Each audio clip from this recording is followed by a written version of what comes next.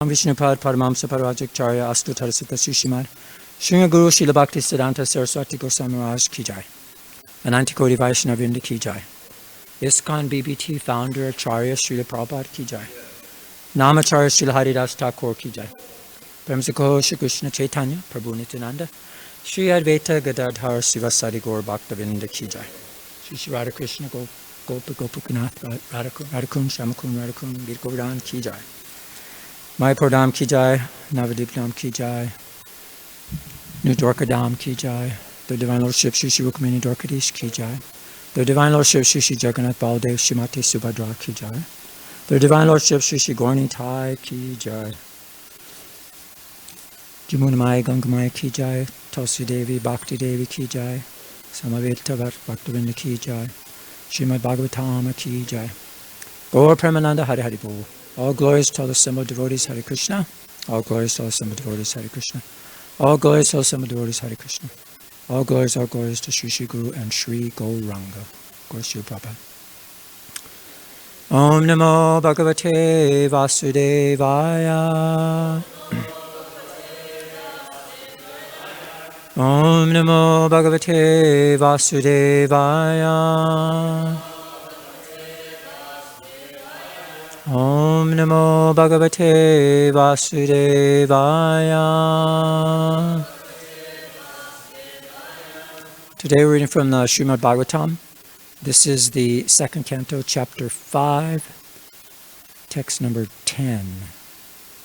And this is the chapter, The Cause of All Causes. So today we could put a topic for the class as, who is supreme? Because here we have Narada, he's inquiring, acting as a boy, actually as a son of Lord Brahma. And his inquiry is to lead us into the understanding of who the living entity is and who the Supreme is. In fact, Narada, Nara means human and Da means giver. So he gives the highest thing, which is bhakti, to the human being. So let's chant the verse today together. Nanritam tava touch chapi. Nanritam tava touch chapi. Yata mam pravishi bo. Yatamam pravishibo avigyaya param mata avigyaya param mata etavat tvam yato hi me etavatvam yatohi me nanritam tava tachapi yatamam prabhavishibo avigyaya paramata etavatvam yatohi me Nanritam tava tachapi yatamam prabhavishibo avigyaya paramata etavatvam yatohi me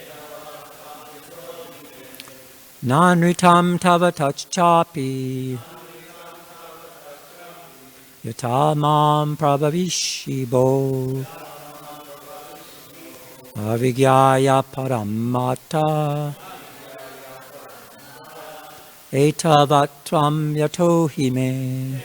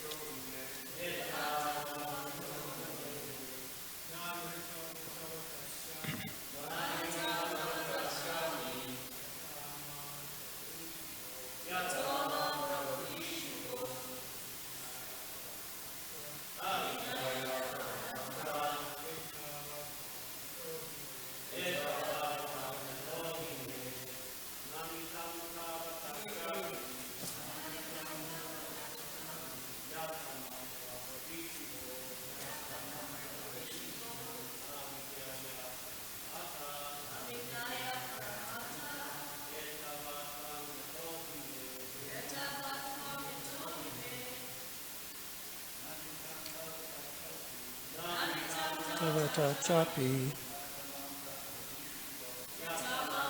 Vishigo Vigaya Tadamata Vaishnavis Tavata chapi Mam Palavishibo Avigaya Paramata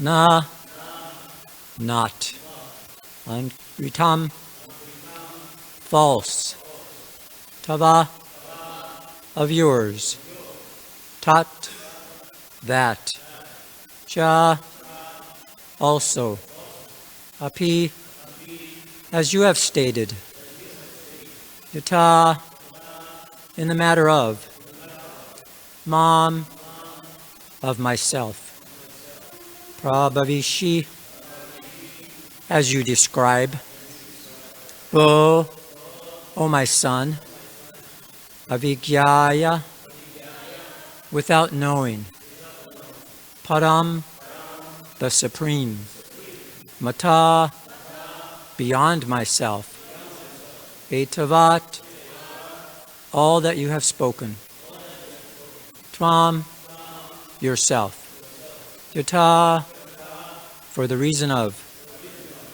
He certainly Me about me. Translation and purport by Srila Prabhupada. Sorry, I hit the wrong button here. Whatever you have spoken about me is not false, because unless and until one is aware of the personality of Godhead, who is the ultimate truth beyond me, one is sure to be illusioned by observing my powerful activities. Please just repeat. Whatever you have spoken about me is not false, because unless and until one is aware of the personality of Godhead, who is the ultimate truth beyond me, one is sure to be illusioned by observing my powerful activities. Purport. The frog in the well logic illustrates that a frog residing in the atmosphere and boundary of a well cannot imagine the length and breadth of the gigantic ocean. Such a frog, when informed of the gigantic length and breadth of the ocean, first of all does not believe that there is such an ocean.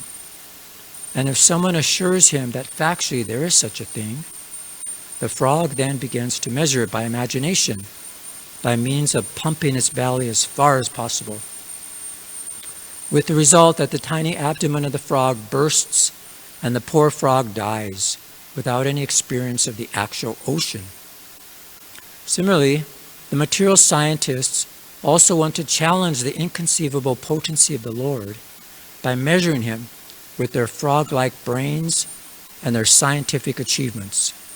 But at the end, they simply die unsuccessfully, like the frog. Sometimes a materially powerful man is accepted as God or the incarnation of God without any knowledge of the factual God. Such a material assessment may be gradually extended, and the attempt may reach to the highest limit of Brahmaji, who is the topmost living being within the universe and has a duration of life unimaginable to the material scientist. As we get information from the most authentic book of knowledge, the Bhagavad Gita 8:17, Brahmaji's one day and night is calculated to be some hundreds of thousands of years on our planet. This long duration of life may not be believed by the frog in the well, but persons who have a realization of the truth mentioned in the Bhagavad Gita accept the existence of a great personality who creates the variegatedness of the complete universe. It is understood from the revealed scriptures that Brahmaji of this universe is younger than all the other Brahmas in charge of the many, many universes beyond this. But none of them can be equal to the personality of Godhead. Naradaji is one of the liberated souls, and after his liberation he was known as Narada. Otherwise, before his liberation, he was simply a son of a maidservant. The questions may be asked why Narada was not aware of the Supreme Lord, and why he misconceived Brahmaji to be the Supreme Lord, although factually he was not. A liberated soul is never bewildered by such a mistaken idea. So why did Naradaji ask all those questions, just like an ordinary man with a poor fund of knowledge? There was such bewilderment in Arjuna also, although he is eternally the associate of the Lord. Such bewilderment in Arjuna or in Narada takes place by the will of the Lord, so that other non-liberated persons may realize the real truth and knowledge of the Lord. The doubt arising in the mind of Narada about Brahmaji's becoming all-powerful is a lesson for the frogs in the well, that they may not be bewildered in misconceiving the identity of the personality of Godhead, even by comparison to a personality like Brahma. So what to speak of ordinary men who falsely pose themselves as God or an incarnation of God? The Supreme Lord is always the Supreme. And as we have tried to establish many times in these purports, no living being, even up to the standard of Brahma, can claim to be one with the Lord. One should not be misled when people worship a great man as God after his death, as a matter of hero worship. There were many kings like Lord Ramachandra, the king of Ayodhya, but none of them are mentioned as God in the revealed scriptures. To be a good king is not necessarily the qualification for being Lord Ram, but to be a great personality like Krishna is the qualification for being the personality of Godhead. If we scrutinize the characters who took part in the battle of Kurukshetra, we may find that Maharaj Yudhishthira was no less a pious king than Lord Ramchandra. But by character study, Maharaj Yudhishthira was a better moralist than Lord Krishna. Lord Krishna asked Maharaj Yudhishthira to lie, but Maharaj Yudhishthira protested. But that does not mean that Maharaj Yudhishthira could be equal to Lord Ramchandra or Lord Krishna. The great authorities have estimated Maharaj Yudhishthira to be a pious man, but they have accepted Lord Ram or Krishna as a personality of Godhead. The Lord is therefore a different identity in all circumstances, and no idea of anthropomorphism can be applied to him. The Lord is always the Lord, and a common living being can never be equal to him. Om Jnana Timirandasya Gnanjana Salakaya Chakshushrumanitamena Tasmai Shri Gurave Namaha Shri Chaitanya Manobhistam Stapitamena Bhutale Swami Pakadamayam Vidati Swapidantikam Jai Shri Krishna Chaitanya Prabhu Nityananda Shri Advaita Gadadhar Shivasari Gaur Bhaktavinda Hare Krishna Krishna Krishna Hare Hare Hare Rama Rama Rama Hare Hare Vanchakopa Tuvishcha Kripasindhu Bevicha Patitanam Pavanebhyo Vaishnavebhyo Namo Namaha. Srila Prabhupada said that sometime in the future, maybe, the scientists may be able to count all the snowflakes. Can you imagine that? And they're all different, every one of those snowflakes. And in fact, he said even they may be able to count all the grains of sand on the beach. But yet still, they will not be able to understand the Supreme Personality of Godhead. So just give us some comparisons. There's always comparisons given to help us try to understand what we're dealing with here. There's a nice purport in the third canto of 9th chapter, text number 20. And this is, I'll just like to read this. It kind of relates to the class today. It's a short purport. Persons who cannot think of anything beyond the limit of their own power are like frogs in a well, who cannot imagine the length and breadth of the great Pacific Ocean. Such people take it as legendary when they hear that the Supreme Lord is lying on his bed within the great ocean of the universe. They're surprised that one can lie down within water and sleep very happily. But a little intelligence can mitigate this foolish astonishment. There are many living entities within the bed of the ocean who also enjoy the material bodily activities of eating, sleeping, defending, and mating. If such insignificant living entities can enjoy life within the water, why can't the Supreme Lord, who is all-powerful, sleep on the cool body of a serpent and enjoy the turmoil of violent ocean waves? The distinction of the Lord is that his activities are all transcendental, and he is able to do anything and everything without being deterred by limitations of time and space. He can enjoy his transcendental happiness regardless of material conditions. So here we're given this comparison, seeing the Supreme Lord, and how we're trying to elevate our consciousness. This is the whole point. We're trying to understand who Krishna is so that we can fall in love with him, actually. So here, this idea of the frog in the well is an ancient, I guess you could say, analogy that's given. And here it says here, you cannot speak of ocean to a well frog, the creature of a narrow sphere. You cannot speak of ice to a summer insect, the creature of a season. So this is where the frog, you see, he just has no concept, no understanding of that. And here again it says, the frog in the well does not know the great sea. So people often judge situations and people based on their own limited experience, never knowing of the wilder world outside. So it's amazing what you can see when you change your perspective. So here we're getting different kinds of perspective through the Bhagavatam to try to just see how great God is.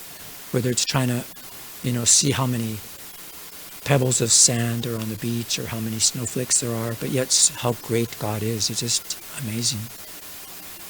So here we have a frog his conception is being challenged.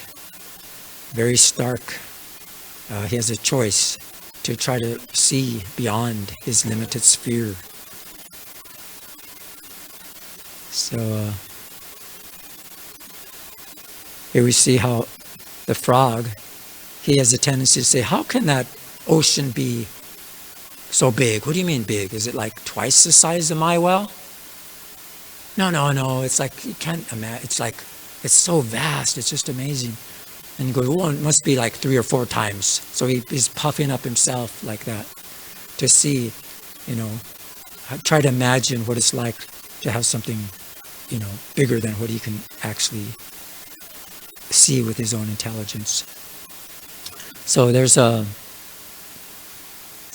what they're trying to see. They have such insignificant values. So this is the logic of the frog. So there's other logics that are given throughout the Bhagavatam. It's like the Naya. Like there's the Baka Naya, the logic of the duck. You've heard that? The logic of the duck. You know that. So the duck is following the bull. The duck, they like to eat fish. So he thinks the testicles of the bull is a fish and is just waiting for it to drop. So he's following him around. Or we see the logic of the moon, the Naya. We see the moon, it looks like it's resting on the branches. And we say, oh, the moon's resting on the branches. But it's completely beyond the tree, what to speak of even the planet. It's just our perception like that. Or there's the other, the Matrika Naya, you heard of that one? Where, the mother was born naked, so she should just remain naked. It's not like like insects or animals. The baby's on the back naked, and the mother's running around naked. It's not like that. This is improper logic, because as one grows and matures, he should be able to, be more intelligent and see how things should be properly adjusted. So there's some more comparisons given so we could try to understand. So here we have Kumbhakarna, such a great personality. He's a demon, and they're trying to wake him up. And he's so powerful and huge that they're coming upon him. They have chariots and horses riding on his body. They're making all kinds of noise in his ears and doing so many different things. And finally he feels like maybe there's just some kind of mosquito on him or something. So he flicks it off and rolls over and smashes all the soldiers that are on one side. And, so then finally they wake him up and he's very hungry. So he's just like putting, people in his mouth, swallowing them, and they're giving him so much meat and liquor to eat, so he's becoming so angry that just see the power that he has. Such a powerful personality, but yet such a powerful personality was simply killed very easily by Lord Ram. So we see very powerful personalities. They seem so powerful to other people, but yet to Krishna is very insignificant. And then we have Ravana, a great powerful personality, a demon who is just, you can't imagine the power that he is so powerful. But yet there's a story when he went to seek help from Bali Maharaj. And Bali Maharaj said, "What do you want from me?" And he said, "You have to help me." And he said, "How can I help you? You're a religious person." And he's kind of joking with him. After all, you just took somebody else's wife. That's all. It's natural for a demon to do that. What is the complaint? This thing doesn't stay up. Yeah.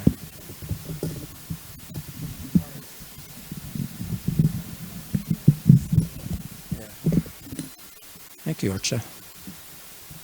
So, so he said, no, after all, that's what demons do. It's natural for them to steal somebody else's wife. So what's the complaint? So Ravana was happy because he was thinking that, he's going to help me out here. So he said, anyway, you come to my kingdom, so I want to give you some gift before we talk about politics. And he said, don't worry, I'll help you, but let me give you a gift. So he said, come with me. So he took him to this big place where there's a big open ground there. And he mentioned that this thing is like a little mountain. It's like 32 miles. And this mountain it was in diameter 32 miles and 72 miles high and 32 miles wide. And it was a very nice shape. Just imagine what it was is like a gold ring the size of a mountain. And he said, I want to give you this. And he goes, are you going to give me a golden mountain with diamonds? And he goes, yeah, sure. But he said, you have to pick it up. You see, so, these diamonds are nicely arranged. So, just give it to me. I'll give it to you, no problem. So he's, how demons are. He goes, wow, this, his mouth open wide and his eyes open really wide. He said, wow, yeah. He goes, yeah, just take it. But first you have to lift it up. So he tried to lift it up, but he couldn't lift it up. And he said, what's wrong? He goes, and he said, well, it's actually an earring. And this earring belonged to Hiranyakashipu. Can you imagine that? How powerful Hiranyakashipu is. And Bali told him, actually in your previous life, you were Hiranyakashipu and you used to wear this earring. And now you're Ravana and you can't even lift it up. So you're even more powerful than you are now. But let me tell you something, that, Lord Ram is the same as Hiranyakashipu that killed you. Is Nrsingadev who killed you as Hiranyakashipu. So he's like, and he was giving him a comparison to see the power from a little earring, which he couldn't even lift up in this life. And in a previous life, he was so powerful, he just carried it on his ear. You see? And yet, he was so powerful, Lord Nrsingadev killed him very easily. Just completely killed him. And here's how he killed Ram. But yet, after Bali told Ravana that, he still couldn't understand because of his demon mentality. He thought that, still I'm powerful. But yet, Chandra just very easily killed him. This is the power of the Supreme Personality of Godhead. So this is where, the frog is again analogized in the light of the Bhagavat. And we should become like these frogs, not like the frogs that can't imagine beyond their well.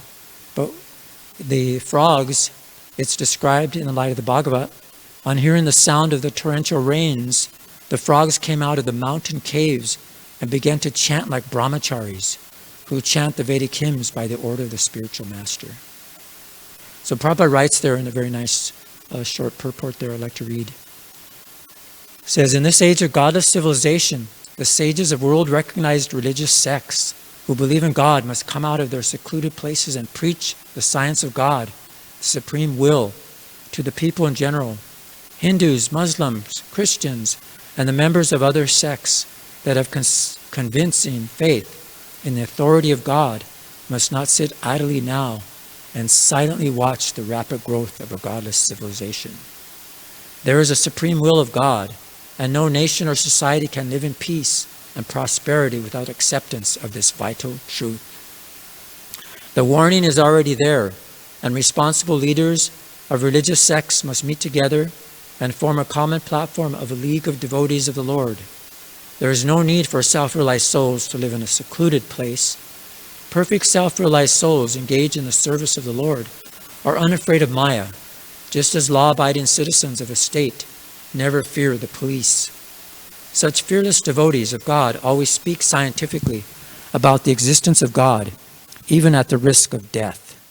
Such devotees of God feel compassion for the mass of people who have completely forgotten the Supreme Lord and who engage in the false pursuit of happiness that ends in sense pleasures enjoyed by the hogs and dogs. So this is where we're here to understand, as Narada Muni is gradually, to the Bhagavatam, in these next few chapters, we'll see being described who is actually the Supreme. And once we understand his power, his glory, and then when we get to the 10th canto, we'll be able to understand, even though Krishna is like a little boy running around, how powerful he is and who he is. And we could really appreciate him in that way. So this is what Narada's mercy, he's preaching. Narada is given to the human beings the most important thing, which is bhakti. So we should very much appreciate Narada and also become like Narada as representatives, as the brahmacharis, they like the frogs croaking. They actually, are like that, preaching, distributing this transcendental knowledge, so that people can actually understand who they are, that they're not the Supreme, they're not God. In fact, many devotees who admit that before they came to the movement, they used to actually think they were God. But when they realized and they got this knowledge, they understood that actually I'm not God. I don't cause these, storms and tidal waves and, all these things that are going on. I didn't cause these things, nor can I stop them. So there must be someone beyond me who is the Supreme Controller. If Lord Brahma is admitting that he is not the Supreme Controller, that he's actually just the sub-creator, you see, and he's not actually doing anything, what to speak of us? What are we doing? We can't really do anything. All we can do is surrender to Krishna. And by Krishna's mercy, we can actually advance and develop love for him and ultimately go back to him, back to the spiritual world. So there was a nice little lecture that I had. Srila Prabhupada was talking about this frog analogy, but it looks like it didn't make it over. Yeah, it didn't make it over for some reason. I don't know what happened. But anyway, if there's any comments or questions, maybe we can open it up for some questions. Yes, Brigupati.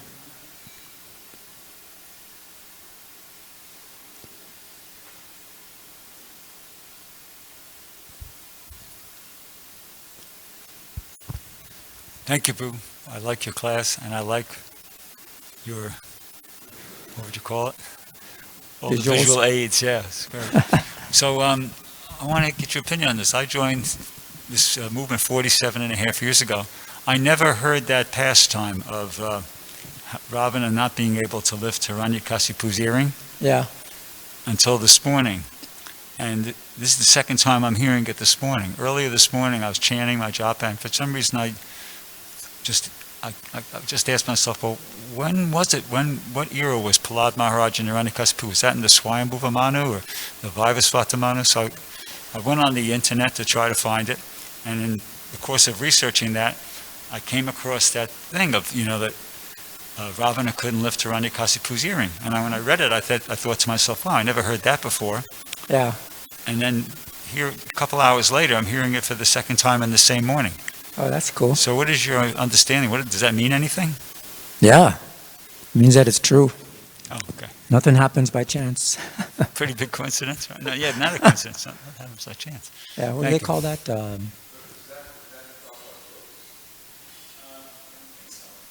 No, it's...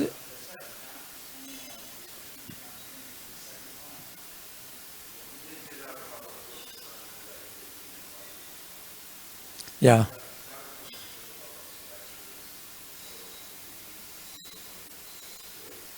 Yeah, it was actually given in a lot of classes by devotees. That, yeah. Yeah. Yeah, I could show you where I found it, but it'll take me a little while. Anyway, that's that. Any other comments or questions? Otherwise, thank you for your kind attention. All glories to Srimad Bhagavatam.